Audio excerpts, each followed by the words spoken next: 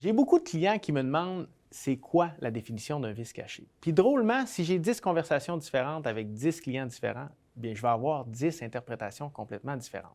Alors aujourd'hui, ce que j'aimerais, c'est de clarifier c'est quoi la définition d'un vice caché selon le Code civil du Québec. C'est très simple, il doit y avoir 4 éléments pour que ça corresponde à un vice caché. Donc le premier critère, c'est que le vice doit être considéré grave. Par exemple, on a un petit trou dans le mur, on engage un entrepreneur en construction, il vient réparer ce mur-là avec du Gyproc, il fait du plâtre, de la peinture, on a une facture de, je dis n'importe quoi, 850 $.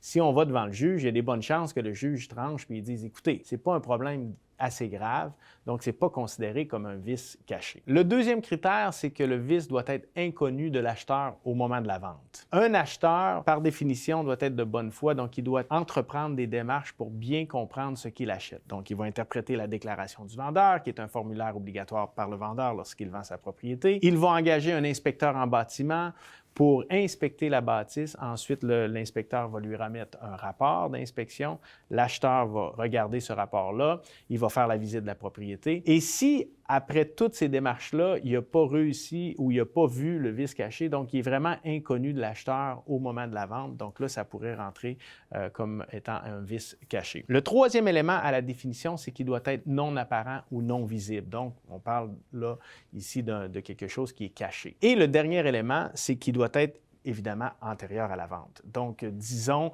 qu'un acheteur décide de poursuivre le vendeur parce que la piscine a coulé dans le sous-sol, puis il prétend qu'il y avait un vice caché. Et là, le juge se rend compte que la piscine a été ajoutée après la transaction. Bien évidemment, ça ne rentre pas dans la définition d'un vice caché. Alors voilà, en espérant que ça va vous aider à mieux saisir la définition d'un vice caché en vertu du Code civil du Québec.